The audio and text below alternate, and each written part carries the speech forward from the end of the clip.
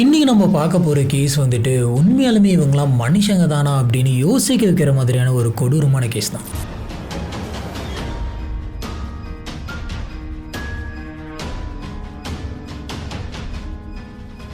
அதுவும் இந்த கேஸோடைய கொலையாளிங்க வந்து பார்த்தீங்கன்னா சிஎம்ஏ வந்துட்டு மேனிப்புலேட் பண்ணி ஏமாத்திருக்காங்க. இது மட்டும் கிடையாது, இந்த கேஸோடைய குறிப்பாக ஒரு இடத்துல வந்து பார்த்தீங்கன்னா உங்களுக்கே பயங்கர கடுப்பாகும். இறந்து போன ஒரு பாட்டியோட சடலத்துக்கு பக்கத்திலே வந்துட்டு அவங்களோட பெட்லேயே வந்துட்டு ரொம்ப மோசமான முறையில் நடந்திருக்காங்க.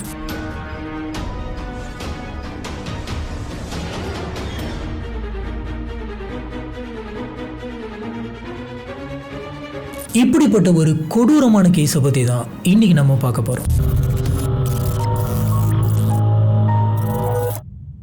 செப்டம்பர் 15, 2009 ஹரியானா. இங்க காபல்பூர் அப்படின்ற ஒரு கிராமம் இருக்கு. காலையில 7 மணி. எல்லாருமே அவங்களோட டேவை ஸ்டார்ட் பண்றதுக்காக கிளம்பி அவங்க வேலைகளை பார்க்க ஆரம்பிக்கிறாங்க. இங்க தாஹிர் சிங் அப்படின்ற ஒருத்தர் இருக்காரு. இவருக்கு 70 வயசு. இவர் வழக்கமா அவரோட வீட்டுல இருந்து காலையில எந்திரிச்ச உடனே வெளியில போயிட்டு மோட்டார்லாம் போட்டு வெளியில் இருக்கக்கூடிய மாடுங்களுக்கு வந்துட்டு சாப்பாடு போட்டு தண்ணி காட்டிட்டு எல்லாமே முடிச்சுட்டு மறுபடியும் அவர் வீட்டுக்கு வருவாரு. இவர் ஒரு ரிட்டையர்டு டீச்சர். அந்த ஊருக்குள்ள இருக்கக்கூடிய அத்தனை பேருக்குமே இவரை நல்லா தெரியும். ஏன்னா பாதி பேர் வந்துட்டு இவர்கிட்ட படிச்சவங்க. இதனாலே ஊருக்குள்ள இவருக்கு வந்து பாத்தீங்கன்னா நிறைய மரியாதை இருக்கு. இவர் ரிட்டையர் ஆனதுனால முழு நேர வேலையை வந்து பாத்தீங்கன்னா இவங்க வீட்டுல இருக்கவங்கள பாத்துக்கிறது, அப்புறம் இந்த ஆடு மாடுகள் எல்லாம் பாத்துக்கிறது தான். இப்படிதான் இவருக்கு வழக்கம் போல அன்னைக்கு நாள் ஆரம்பிக்குது. ஆனா அன்னைக்கு அவரு வீட்டுக்குள்ள தூங்க கிடையாது, வீட்டுக்கு வெளியில வந்து தூங்கிட்டு இருந்தாரு. இவர் வீட்டுக்கு கொஞ்சம் வெளியில வந்து தூங்கிட்டு இருந்த அந்த சமயத்துல சரி எடுத்த உடனே எல்லா வேலையுமே முடிச்சிடலாம் அப்படின்னு சொல்லி மாட்டுக்கு தண்ணி காட்டுறது அது இதுன்ட்டு எல்லா வேலையுமே முடிக்கிறாரு. இவரோட வேலைகள் எல்லாமே முடிச்சதுக்கு அப்புறமா வீட்டுக்கு போலாம் அப்படிங்கிறதுக்காக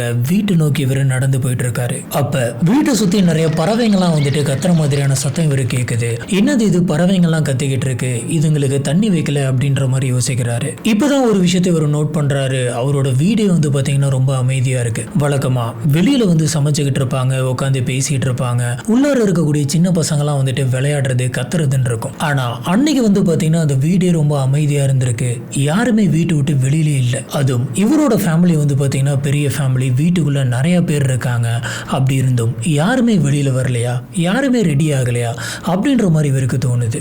எப்பயுமே சத்தமா இருக்கக்கூடிய அவரோட வீட்டுக்குள்ள பின் டிராப் சைலன்ஸ் இருக்கு. இவருக்கு உள்ளுக்குள்ள ஏதோ ஒரு மாதிரி இருந்திருக்கு, ஏதோ ஒன்று தப்பா இருக்குது அப்படின்ற மாதிரி யோசிச்சுக்கிட்டு அமைதியா அவரோட வீட்டுடைய கதவு திறக்கிறாரு. இப்படி இவர் கதவு திறந்துட்டு வீட்டுக்குள்ள போறாரு. போன கொஞ்ச நேரத்திலே பயங்கரமான ஒரு அலறல் சத்தம். இந்த சத்தத்தை கேட்ட வீட்டுக்கு அக்கம் பக்கத்தில் இருந்தவங்க அத்தனை பேருமே என்னாச்சுன்னு தெரியல அப்படின்னு சொல்லி பதறி அடிச்சுட்டு இந்த வீட்டுக்கு வந்தாங்க. உள்ள கத்திட்டு இருக்கிறது இவர் தான் அப்படின்ற மாதிரி எல்லாருக்குமே தெரியுது. என்னாச்சுன்னே தெரியல, வாங்க உள்ள போய் பார்க்கலாம் அப்படின்ற மாதிரி அந்த ஊர்ல இருக்கிறவங்க அத்தனை பேருமே அந்த வீட்டுக்குள்ள போயிட்டு பாக்குறாங்க. இப்படி அந்த வீட்டுக்குள்ள போன அத்தனை பேருக்குமே பயங்கரமான ஷாக் ஒன்று காத்துக்கிட்டு இருந்தது. ஏன்னா அந்த வீட்டுக்குள்ள போக போக வந்து பாத்தீங்கன்னா வீட்டுல ஒவ்வொரு சடலமா கிடந்திருக்கு. அந்த வீட்டுக்குள்ள வந்து பாத்தீங்கன்னா மொத்தம் 7 சடலம் இருந்திருக்கு. யாருமே பேச்சு மூச்சு இல்லாம அப்படி தரையில கிடக்குறாங்க. ஒரே வீட்டுக்குள்ள வந்து பாத்தீங்கன்னா 7 பேர் பக்கம் செத்து போயிருக்காங்க. ஆனா அக்கம் பக்கத்தில் இருந்தவங்க யாருக்குமே எந்த விதமான சத்தமே கேட்கல. அதுவும் இவர் அன்னைக்கு அந்த வீட்டுல இருந்து வெளியில தான் போயிட்டு படுத்து தூங்கி இருக்காரு. இவருக்குமே வந்து அந்த வீட்டுக்குள்ள இருந்து எந்த ஒரு சத்தமும் கேட்கல. ஒரே ராத்திரியில பெரியவங்க சின்னவங்க அப்படின்னு சொல்லி அத்தனை பேருக்குமே என்ன நடந்துச்சுன்னு தெரியல. அத்தனை பேரும் ஒன்னா ஒரே டைம்ல இறந்து போயிருக்காங்க. அப்படி அந்த ராத்திரி அந்த வீட்டுக்குள்ள என்ன நடந்துச்சு, இந்த 7 கொலைகளையும் யாரு பண்ணா, இதுக்கு பின்னாடி இருக்கக்கூடிய காரணம் என்ன? நம்மளுடைய சேனல்ல வந்து பாத்தீங்கன்னா கிரைம் ஹாரர் மிஸ்ட்ரி அப்படின்னு சொல்லிட்டு நிறைய வீடியோஸ் போட்டுட்டு இருக்கோம். இந்த வீடியோஸ்லாம் உங்களுக்கு பிடிச்சிருந்தா மறக்காம லைக் பண்ணுங்க, நம்மளோட சேனலுக்கு சப்போர்ட் பண்ணி சப்ஸ்கிரைப் பண்ணுங்க. ஹலோ ஃப்ரெண்ட்ஸ், நான் உங்க சாமி. Welcome to this part.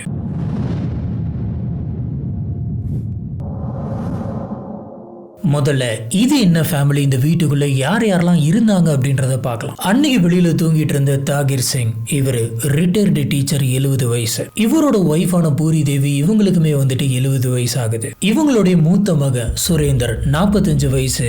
இவரோட ஒய்ஃபான பமீலா, இவங்களுக்கு 40 வயசு. இப்ப இவங்களுக்கும் வந்துட்டு 2 குழந்தைங்க இருக்காங்க. ஃபர்ஸ்ட் சோனம், இவங்களுக்கு 19 வயசு.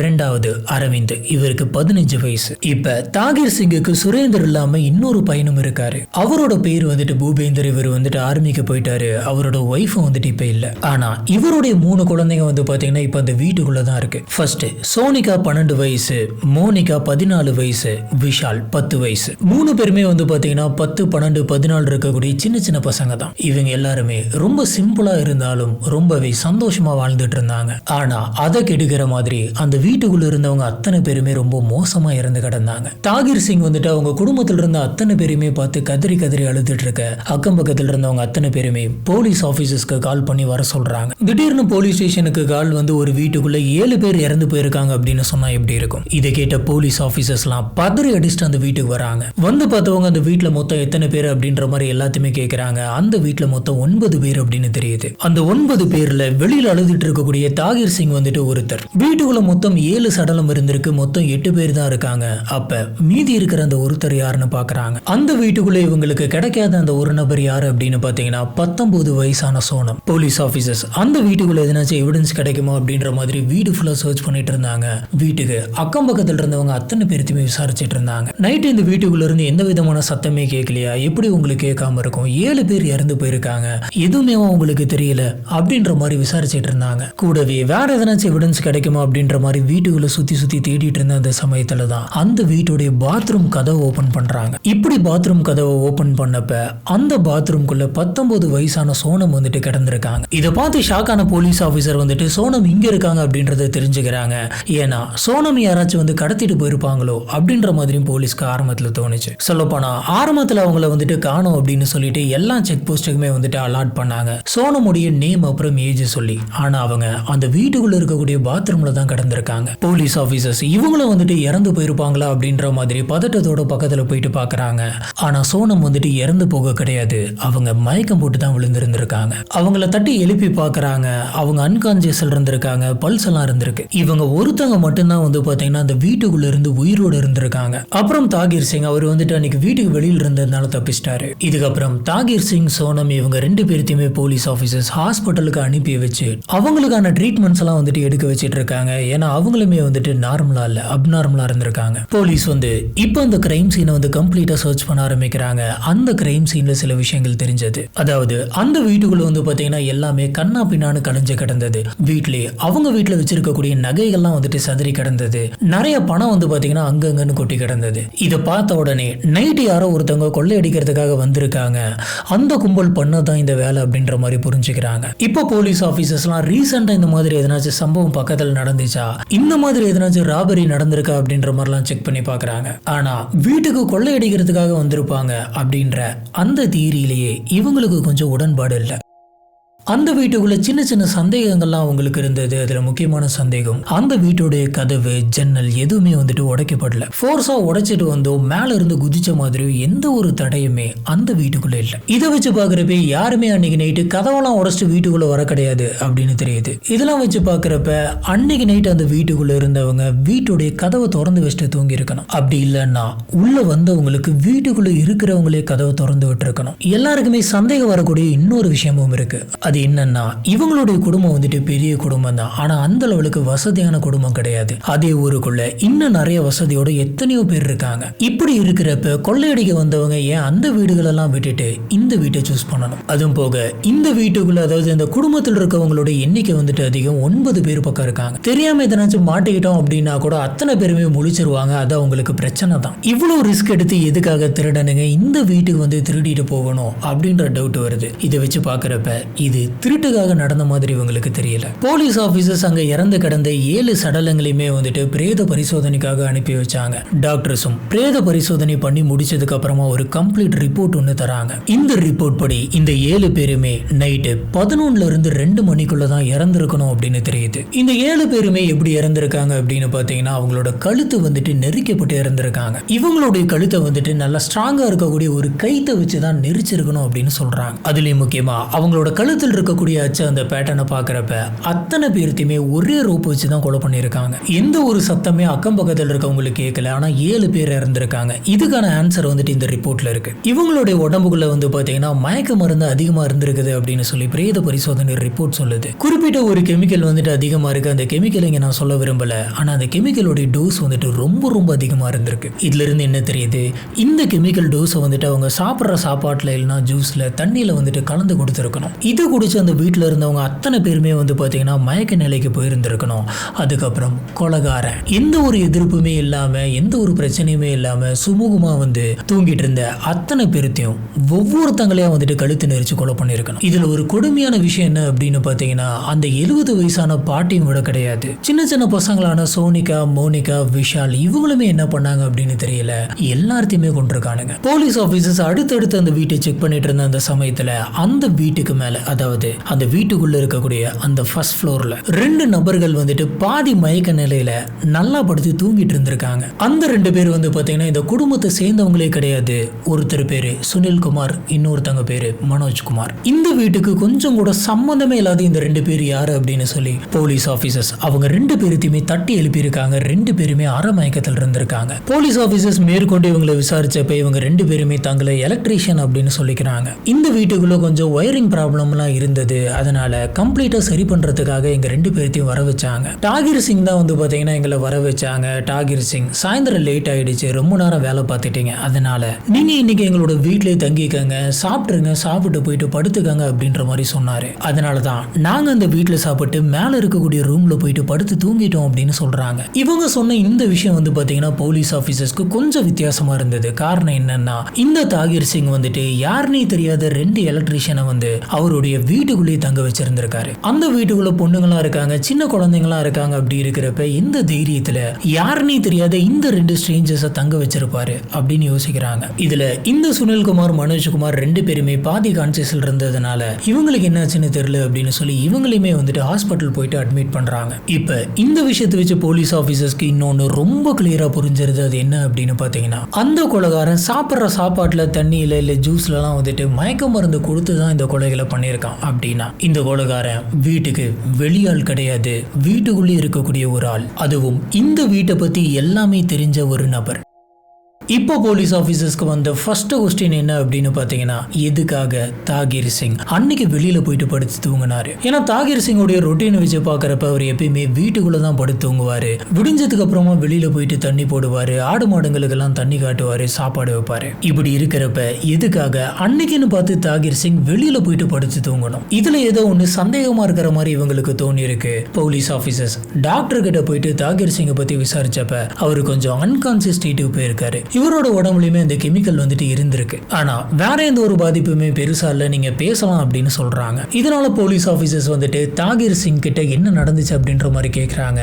அவர்கிட்ட விசாரிச்சப்ப எனக்கு வேற எதுவுமே தெரியாது, அன்னைக்கு நைட்டு வீட்டுக்குள்ள ஒரு மாதிரி இருந்தது அப்படிங்கறதுனால தான் நான் வெளியில போயிட்டு படுத்து தூங்கினேன். சொல்ல போனா இது எனக்கு முதல் தடவை கிடையாது. இந்த மாதிரி பல நாள் வந்துட்டு உள்ளார புழுக்கமா இருந்துச்சுன்னா நான் வெளியில போயிட்டு தான் தூங்குவேன். இது வழக்கமா நடக்கிறதா, அன்னைக்குமே வந்துட்டு அதே மாதிரி தான் நடந்துச்சு அப்படின்ற மாதிரி சொல்றாரு. போலீஸ் ஆபீசர்ஸ் அவர் எப்படி, அவர் நார்மலா தான் இருக்காரா இல்ல அப்நார்மலா எதனாச்சும் நடந்துகிட்டாரா, அந்த வீட்டுல இருக்கவங்களோட இவருக்கு எதனாச்சும் சண்டை இருக்கா அப்படின்ற மாதிரி எல்லா ஆங்கிள்லயுமே வந்துட்டு விசாரிச்சாங்க. ஆனா சுத்தி இருக்கிறவங்க அத்தனை பேருமே என்ன சொல்றாங்க அப்படின்னு பாத்தீங்கன்னா, அவரு தான் இந்த வீட்டை வந்துட்டு ரொம்ப நல்லா பாத்துக்கிட்டாரு, ஒவ்வொருத்தவங்களுக்குமே என்னென்ன வேணும் அப்படிங்கறத பார்த்து பார்த்து பண்ணுவார் அப்படின்ற மாதிரி சொல்றாங்க. இவர் எதுக்காக கொலை பண்ணணும் அப்படின்ற மாதிரியான எந்த ஒரு காரணமும் போலீஸ்க்கு கிடைக்கல. இதனால இவரு மேல எந்த ஒரு தப்புமே இருந்திருக்க வாய்ப்பில்லை அப்படின்ற மாதிரி இவர் விடுறாங்க. அதுவும் போக பிரேத பரிசோதனை ரிப்போர்ட்டை வெரிஃபை பண்ணி பார்த்ததுலயும் கண்டிப்பா வந்து தாகிர் சிங் இவ்வளவு ஃபோர்ஸா இருக்க முடியாது அப்படின்னு சொல்றாங்க. இதெல்லாம் பேரலா நடந்துட்டு இருந்த அந்த சமயத்துல தான் ஹாஸ்பிட்டல் அட்மிட் ஆயிருந்த சோனம் வந்துட்டு கண்ணு முழிச்சு பாக்குறாங்க. கண்ணு முழிச்சதுல இருந்து இவங்க பயங்கரமா அழுகுறாங்க.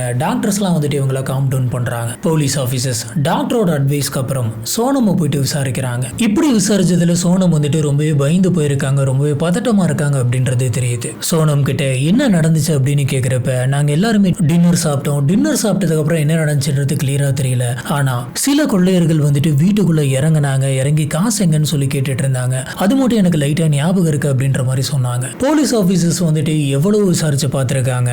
ஆனா அதுக்கு மேல, அதாவது அந்த டின்னர் சாப்பிட்டதுக்கு அப்புறமா அவங்களுக்கு என்ன நடந்துச்சு அப்படிங்கிறது அவங்களுக்கு பெருசா ஞாபகத்துல இல்ல. இன்னொன்னு, அவங்க நிறுத்தாம பயங்கரமா அழுதுகிட்டே இருந்தாங்க. அதுக்கு ஒரு காரணமும் இருக்கு. ஏன்னா ஒரே வீட்டுக்குள்ள அப்பா, அம்மா, பாட்டி, இவங்களுடைய கசின்ஸ்னு சொல்லிட்டு நிறைய பேர் செத்து போயிருக்காங்க.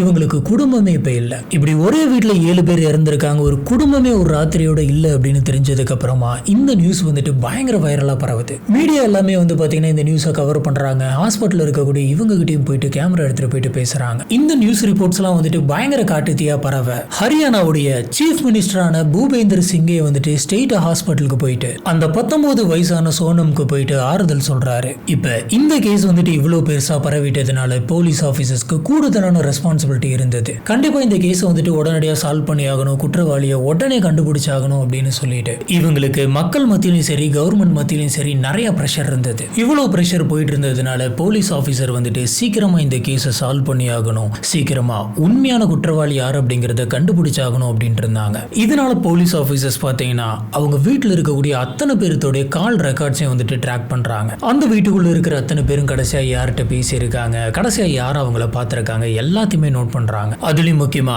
அந்த செப்டம்பர் 13 இருந்து 14 வரைக்கும் இங்க இருந்து என்னென்ன போன் கால்ஸ் போயிருக்கு, அங்க இருந்து வந்திருக்கு அப்படின்னு பாக்குறாங்க. இப்படி எல்லாத்தோட போன் காலையுமே செக் பண்ணிட்டு இருக்கும் போது ரேண்டமா சோனமுடைய கால் ஸ்ட்ரீம் செக் பண்ணிருக்காங்க. இப்படி செக் பண்ணப்ப ராத்திரி 11 மணிக்கு சோனமுடைய மொபைல்ல இருந்து யாரோ ஒரு நபருக்கு வந்துட்டு ஒரு கால் போயிருக்கு. எல்லாருமே சாப்பிட்டு தூங்கிட்டதா சொல்றாங்க. 11 மணிக்கு கண்டிப்பா அவங்க வீட்டுல இருக்கிறவங்க எல்லாருமே சாப்பிட்டு தூங்கி இருந்திருக்கணும். அப்ப அவங்க எல்லாத்தோட சாப்பாட்டுலயுமே மயக்க மருந்து கலந்திருந்தா சோனம் இப்படி 11 மணிக்கு கால் பண்ணிருப்பாங்க அப்படின்ற மாதிரி யோசிக்கிறாங்க.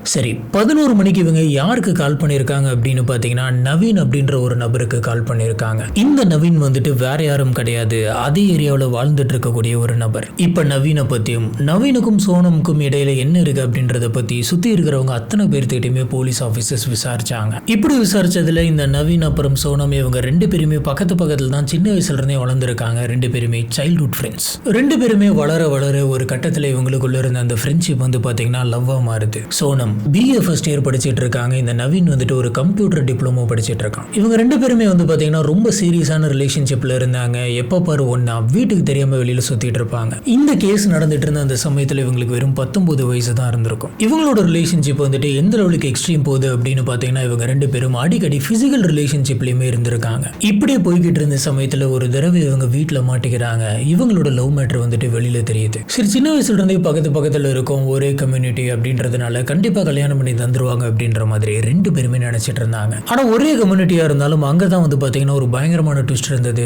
இவங்க 2 பேரும் ஒரே கோத்திரமா. அவங்களோட வழக்கத்தைப்படி இந்த மாதிரி கோத்திரம் வந்துட்டு சேமா இருக்கிறது வந்து பிரதர்ஸ் அண்ட் சிஸ்டர்ஸ் அப்படின்னு சொல்லுவாங்க. இது அவங்களுடைய ஒரு பழைய வழக்கம் அப்படின்னு சொல்றாங்க. அதை வந்துட்டு அவங்களோட ஃபேமிலியில ஃபாலோ பண்ணிட்டு இருந்திருக்காங்க. இதனால உங்க 2 பேருக்கும் கல்யாணம் பண்ணி வைக்க முடியாது, இதுக்கு மேல நீங்க லவ் பண்ணக்கூடாது அப்படின்ற மாதிரி 2 குடும்பத்தில் இருக்கவங்களும் எதிர்ப்பு தெரிவிக்கிறாங்க. இப்படி ஒரு கட்டத்தில் போயிட்டு இருந்திருக்கு. ஆனா சோனம் வந்துட்டு நான் இவனை தான் கல்யாணம் பண்ணி அவன் அப்படின்ற மாதிரி ரொம்ப பிடிவாதமா இருந்தாங்க. இன்னும் சொன்னாலும் இவங்க கேட்க மாட்டேங்கிறாங்க அப்படின்னு சொல்லிட்டு அவங்க வீட்டுல இருக்கவங்க சோனமை வந்துட்டு வீட்டுக்குள்ள வச்சு லாக் பண்றாங்க. காலேஜுக்கு போக கூட அலோவ் பண்ண கிடையாது, நீ இதுக்கு மேல வீட்டுல தான் இருக்கணும் அப்படின்னு சொல்லிடுறாங்க. இப்படி இருக்கிறப்ப அவங்களால எப்படிலாம் முடியுதோ அப்படிலாம் அவங்க கம்யூனிகேட் பண்ணிக்கிறாங்க.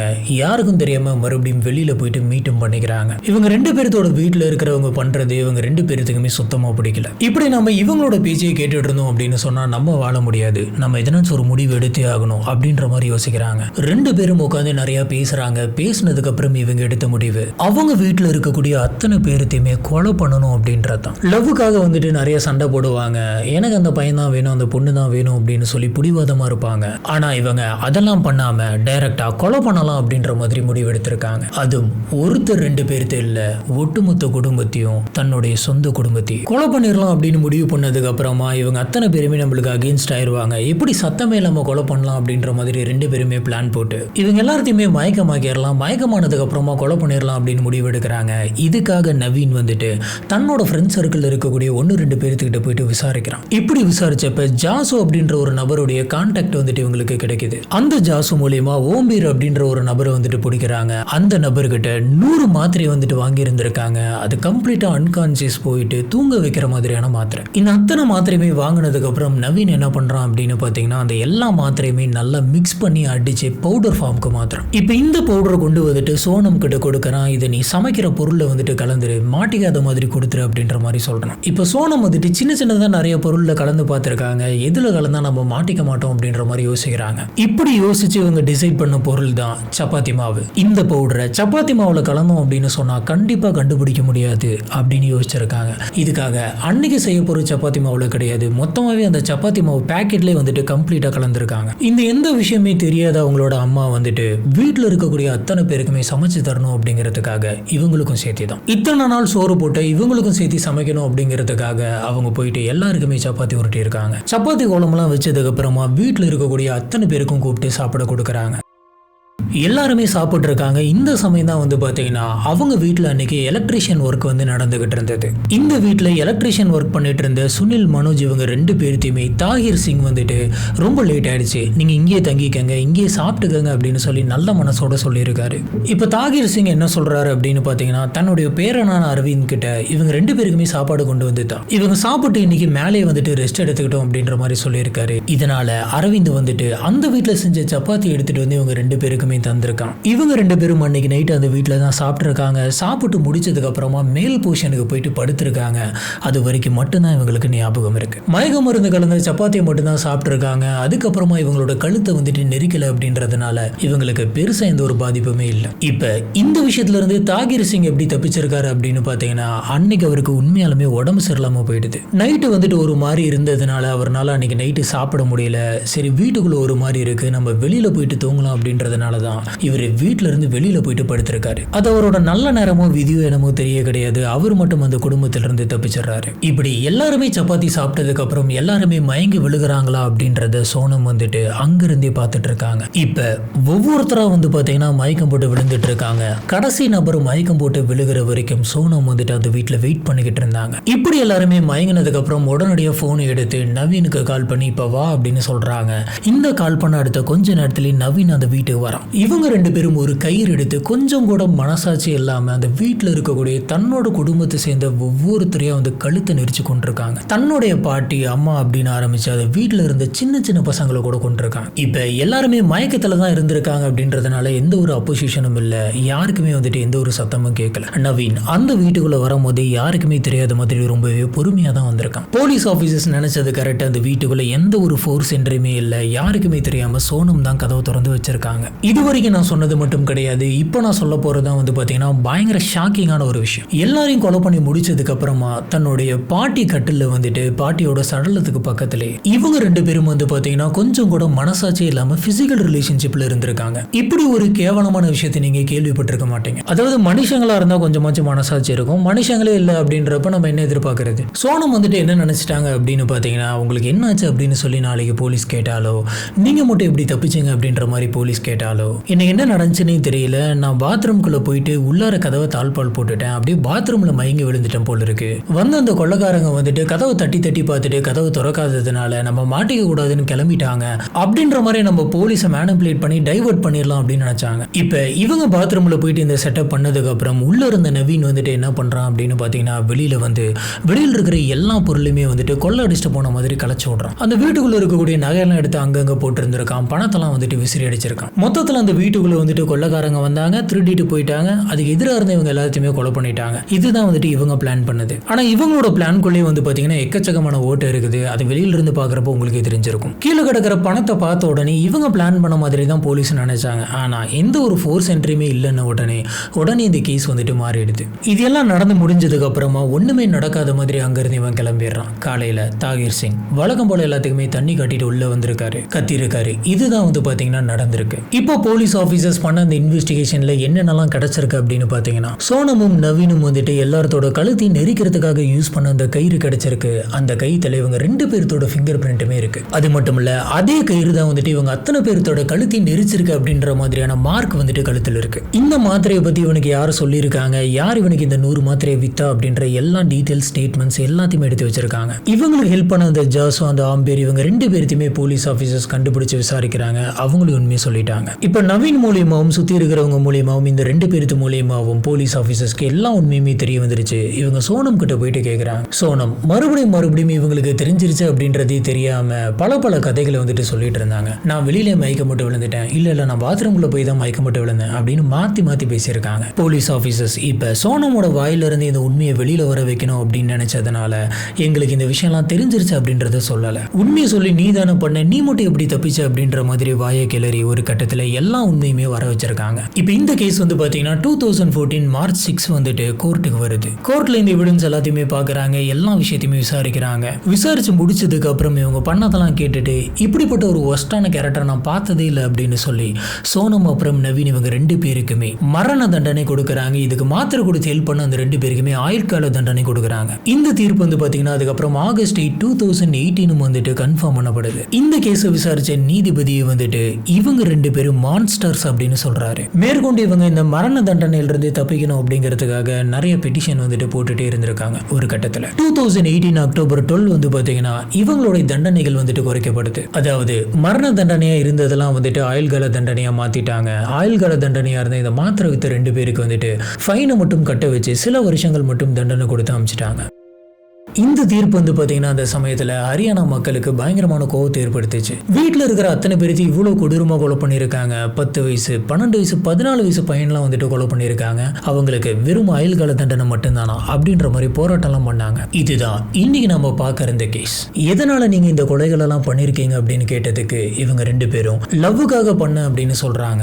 லவ்வுக்காக பண்ணுறதுனா என்ன? ஒருத்தவங்களை ப்ரொடெக்ட் பண்ணுறது, லவ்வுக்காக சாக்ரிஃபைஸ் பண்ணுறது, அடுத்தவங்களை வந்துட்டு ஹர்ட் பண்ணாமல் இருக்கிறது, இதுதான் லவ். நேசிக்கிறது தானே லவ். இப்படி சுற்றி இருக்கக்கூடிய யாரு மேலேயுமே அன்பு இல்லாமல் எல்லாத்தையும் கொலை பண்ணிட்டு அவங்க லவ்வை பற்றி பேசுறது வந்து இதுக்கெல்லாம் வந்துட்டு என்ன சொல்கிறதுன்னு தெரியல. இது வந்து பைத்தியகாரத்தனம். அதான் பாருங்களேன், இந்த மைண்ட் செட் பாருங்களேன். ஒருத்தங்க வந்துட்டு நம்மளுக்கு எதிராக இருக்காங்க, அவங்களால நம்மளுக்கு தொந்தரவாக இருக்குது, அவங்கள கொலை பண்ணிடணும். கொலை பண்ணிட்டு இவங்க என்ன பண்ண போகிறாங்க? அந்த நிம்மதியான வாழ்க்கையை வாழ போகிறாங்களா? கிடையாது. அவங்க நிம்மதியாக ஜெயிலில் இருக்க போகிறாங்க. அப்புறம் என்னது கொலை பண்ணுறாங்கன்னு தெரியல. சுற்றி இருக்கக்கூடிய இந்த கோர்ட்டு போலீஸ்லாம் பார்த்தா பைத்தியக்காரனா தெரியுது போல. நம்ம மாட்டிக்க மாட்டோம் அப்படின்னு சொல்லி அவ்வளோ ஈஸியாக இப்படி ஒரு பிளானை போட்டிருக்காங்க. இதுதான் இன்னைக்கு நம்ம பார்க்க இருந்த கேஸ். இந்த கேஸை பற்றி உங்களுக்கு என்ன தோணுது அப்படிங்கிறத கீழே இருக்கக்கூடிய கமெண்ட் பாக்ஸில் மறக்காம ஸ்பாட் பண்ணுங்க. நம்ம அங்கே வச்சு இதை பற்றி டிஸ்கஸ் பண்ணுவோம். அண்ட் நம்மளோட வீடியோஸ்லாம் உங்களுக்கு பிடிச்சிருக்கு அப்படின்னு சொன்னால் மறக்காம லைக் பண்ணுங்க. நம்மளோட சேனலுக்கு சப்போர்ட் பண்ணி சப்ஸ்கிரைப் பண்ணுங்க.